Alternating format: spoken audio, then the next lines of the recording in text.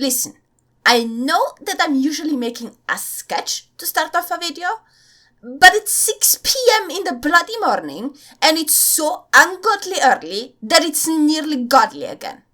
Also, I have seen the stats, guys. I have paid attention and seen the stats. I know that you are all skipping the intro. And don't even dare to type in the comment section that the graph is fake. I extra explicitly took a picture of it from my TV and compressed it 10 times to give you the highest possible, clearest quality image I could. Explicitly to avoid that. Alright, today we talk about a very old Christian argument. Assalamu alaikum. Well, I said it's a Christian argument, not a Christian arguer. I've received a text message from one of my friends. He had an argument with an atheist. Asking for advice? Didn't go that well for his friend of yours, did it? Kudos to the atheist. He was talking about where God accepts the good deeds from non-believers, or he just accepts the good deeds from believers only. See, I told you it was a Christian argument. Although, to be fair, it's probably more like a Zeus argument that just both the Christians and the Muslims copied. But that is just nitpicking. Also, what is it with these godsy people on YouTube and keeping the camera sideways?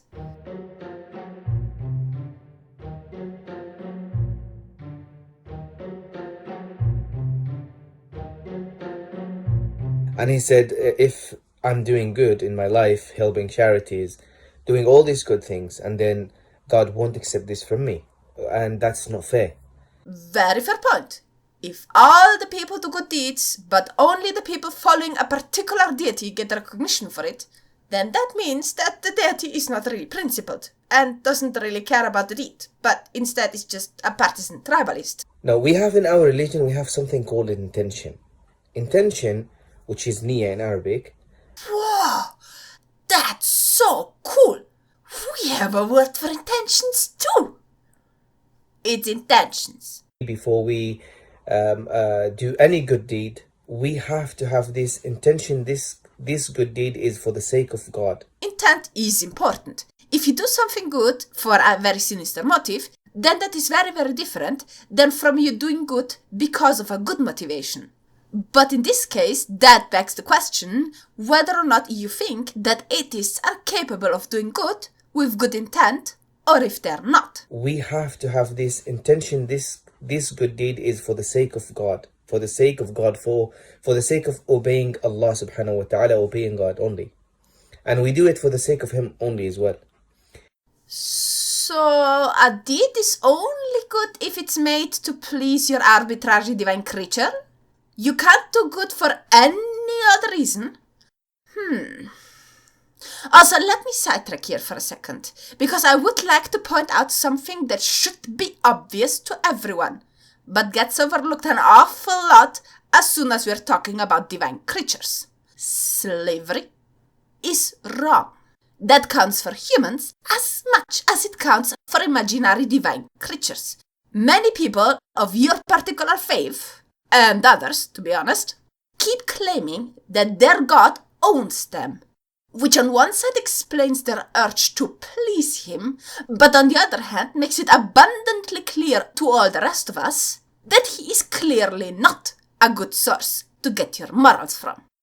And if we do it for the sake of people, for the sake of people saying that I am giving charity, that won't accept it. Pretty selfish, that guy, don't you think? You either do it for me, or I will not acknowledge that you did something good. Maybe selfish is not quite the right word. Maybe narcissistic hits it more.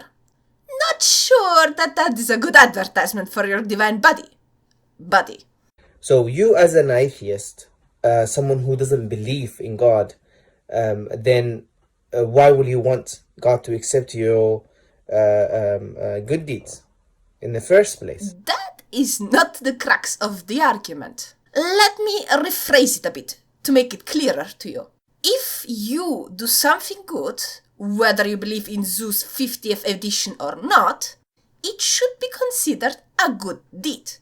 if, in order to do a good deed, you have to do it for Zeus' 50th edition, and only him, or your deed won't count as good, then the deed itself is utterly irrelevant.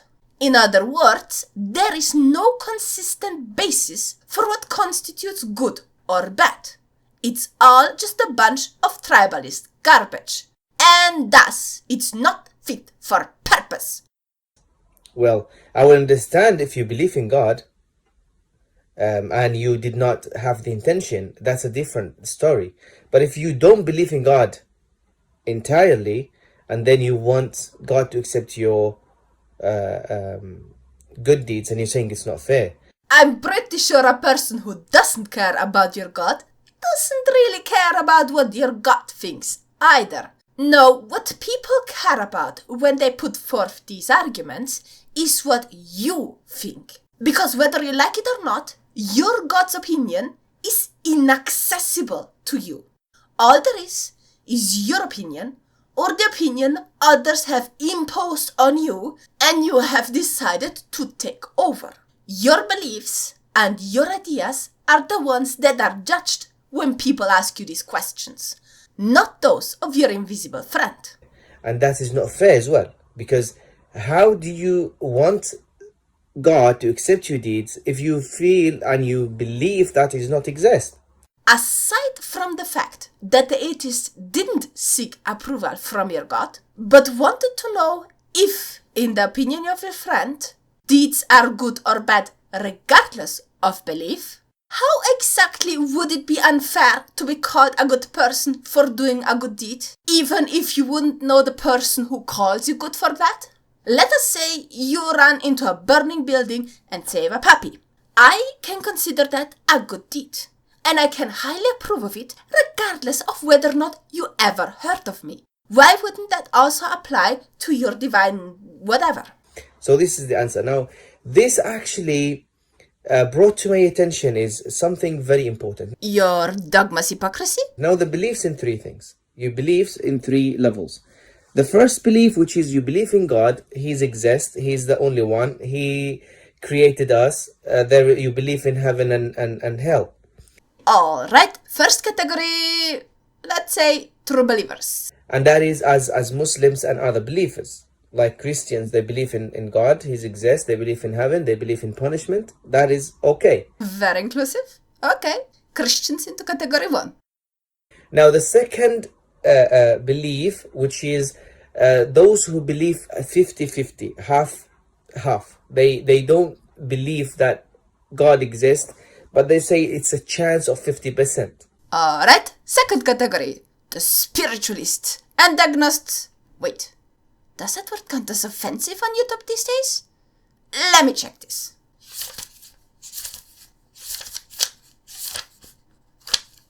Alright, yes, sorry. I meant to say, second category, the spiritualist and the perpetual fence-sitters. And the third belief, which is the atheism. And third category, the atheism. Atheism, they don't believe in God at all, and they think God didn't exist, and this earth came into exist by accident. Alright, correction. Third category, the atheism minus all the reincarnation people. That kinda leaves them without any category. Apparently they just aren't allowed in the club, I guess. And the nature actually created and developed itself to become how it is today. And that is the belief of the atheism. They don't believe in God, they believe in chance and evidence and science. Now, I could point out that that's a straw man and move on. But I feel like many people just tend to pick up that one-liner as a sort of standard response and never really try to understand the underlying gist of this argument. And so if prodded, they won't necessarily be able to defend it. So maybe, for a change, let us dive deeper into this. The idea that atheists believe it's all chance relates to several twisted half-truths randomly circling around in the divinosphere. It's kind of like a joke version of Pandora's conspiracy theories. Because many don't have a deep grasp of the Big Bang Theory, or abiogenesis, or evolution, And so for them it's rather easy to propagate this generalized idea that atheists think we're here because of chance. And by the way, thank you for that, public education system and lazy homeschoolers. Much obliged. Where was I? Oh yeah. Unfortunately for the believers, the reality is not a one-liner that they hear from the religious leaders. For example, we don't know everything about the Big Bang, but we know a huge amount about a lot of things, such as star births, star deaths, planet formations, you name it. In short, there's an awful lot of physics involved, but no actual need for either woo-woo or chance. Another common one is evolution, and the reason it's commonly used is because it does have random elements to the process, namely mutations.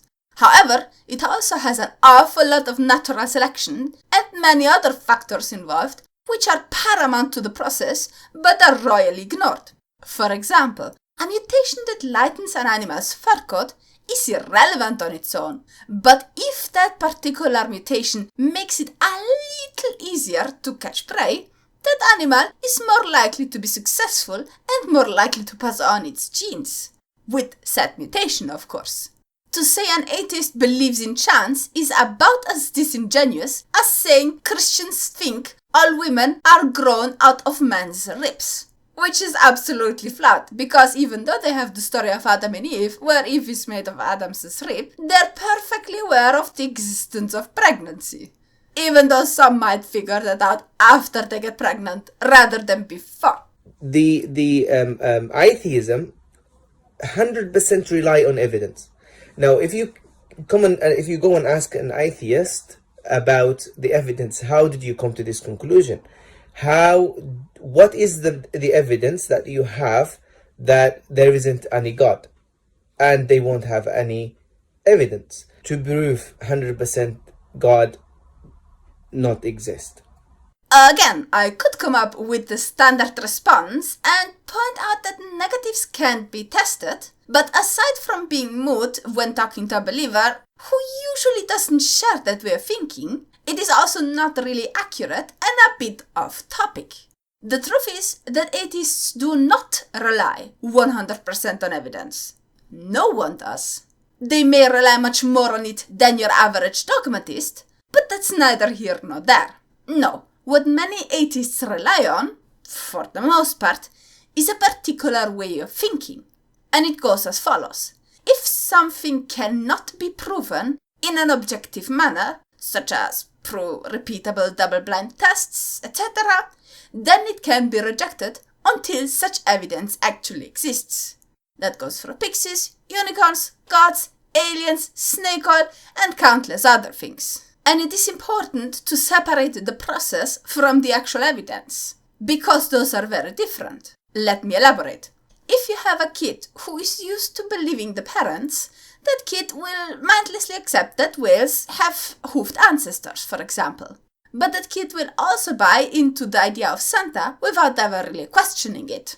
However, if your kid has been taught not to take everything for granted, but to verify instead, that kid will raise an eyebrow or two when hearing about some flying reindeers that are supposed to carry a sleigh for Santa around. However, on the flip side, that kid might also not readily believe that whales evolved from hoofed mammals. And for that claim, even though it is accurate, they will need, well, evidence to be swayed.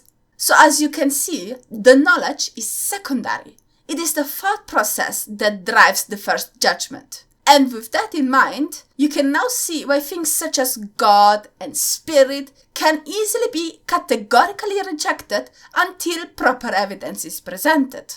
Now, just to be clear, this thought process is not perfect. It has its flaws. And like every human, atheists are not 100% consistent on it. They're not immune to the occasional woo-woo. However, if you base your worldview on double-checking things, rather than just readily believing whatever you hear, you're far, far more likely to get it right than the other way around.